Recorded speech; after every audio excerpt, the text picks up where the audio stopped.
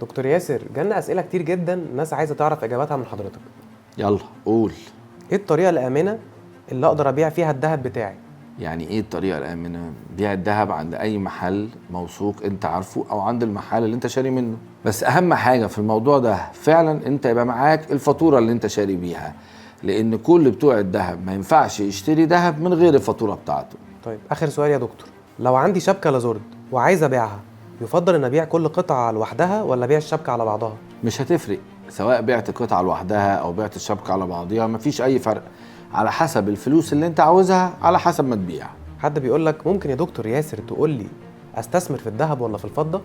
الاتنين أوعية ادخارية كويسة، بس الفضة استثمار طويل الأجل. متوقع ليه زيادة الفترة القريبة دي، بس في الآخر هو أطول بكتير من الذهب. الذهب أكيد أحسن، بس أنت ممكن تعمل الاتنين. خلي جزء كبير 80% من ادخارك ذهب و20% خليهم فضة.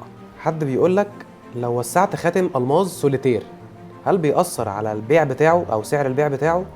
لا طبعا مش هيأثر على أي حاجة، عادي يعني. احنا على طول بنضيق ونوسع الخواتم، التضييق والتوسيع ما بيأثرش على أي حاجة خالص. هو لسه الذهب فعلا وعاء ادخاري؟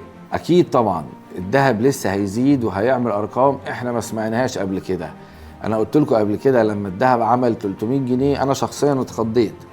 دلوقتي الذهب عامل 6000 جنيه وانا بقول لكم لسه بدري، هتسمعوا 10000 جنيه وقريب كمان. شكرا ليك يا دكتور ياسر. واي حد عنده اي اسئله اكتبوا لنا في الكومنتس، واحنا بنجمع الاسئله دي وبنعمل لكم عنها فيديو تاني. وبس كده، كان معاكم دكتور ياسر الطويل، وده الجواهرجي. سلام.